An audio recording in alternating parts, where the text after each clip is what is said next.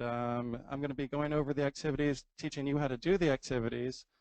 So this can help you if you're currently doing prevention work with teens and youth, and you're looking for more activities to do with the teens. This is definitely the webinar for you. If you're looking to maybe start a program in the future, definitely take these activities, use them.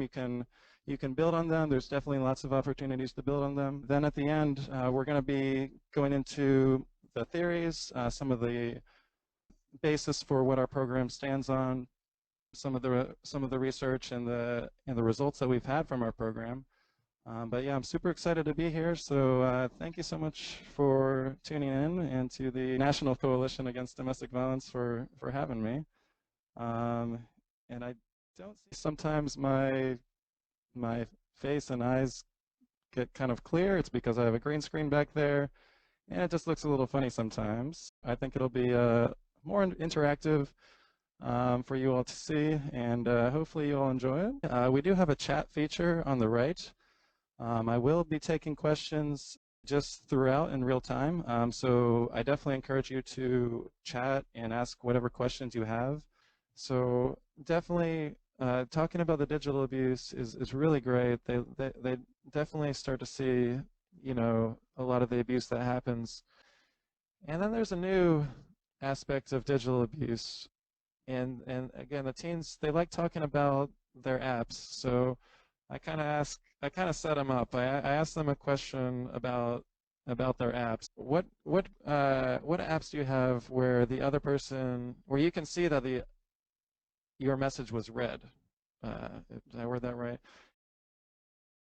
And apparently iPhone messages do this too, where it puts a little check mark. So you can see if the other person read the message.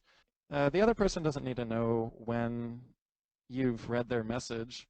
And it's got a term. It's called left on read. It's all right. It's getting a little confusing, but if I text someone and then I see that they read the message and they don't text me back, but I know they read the message because it has a check mark, then I might get upset or mad because they left me on read, and it's like really uncourteous. So the point is, in talking about that, is to explain the cause abuse to get worse in certain situations. So you should never have fear if you don't text someone back. You should never feel like you're absolutely obligated to text someone back every second of the day. What's a reasonable time to text someone back? Or if you're doing homework, or if you're out with friends, you know, do you have to respond immediately? But if someone who's being abusive sees that their partner didn't read the message and they didn't text them back, then they might get mad at them. And oh, people are using the questions. How do you balance acknowledging, not shaming the teen's perspective with making sure they can see the negative sides of the topic? For example, I've worked with teens on the jealousy topic, and they say things like, well, I've been cheated on, so I check in on my partner a lot so that doesn't happen again. Yes, very good question. The cheating topic especially, they really have a lot of trust issues, and the way I kind of go along the lines of healthy. So I'll redirect it from unhealthy to talking about, okay, what do you all want in a healthy relationship? And I've actually had, you're exactly right, this comes up all the time. But I might just write down healthy on the board and be like, what are some of the healthy things that you want? So what do you want your relationship to look like? And the first thing that I swear every class says is trust, loyalty, honesty, and so after they say that that's what they want in a healthy relationship, I try and be like, oh, well, so you want to get to this point where you both have this trust. If you are checking in on your partner, and you know you guys don't trust each other, you think each other are cheating, that's not where you really want to be. And you can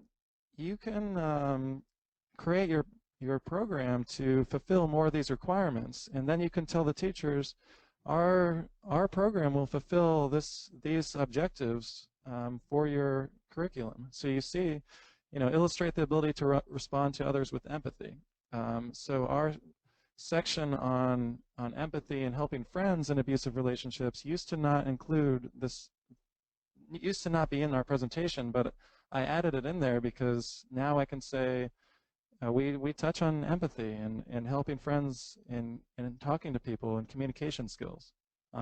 If you don't have any connections at all, I just literally sent blind emails to every health teacher at Harding, which is a high school in Charlotte.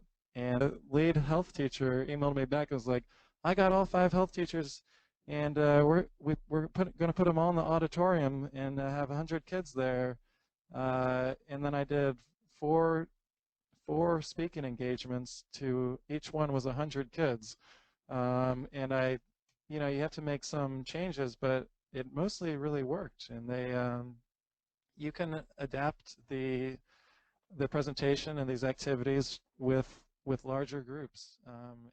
So Alex, thank you very much. I hope everybody has a wonderful holiday season, and we will see you in 2017.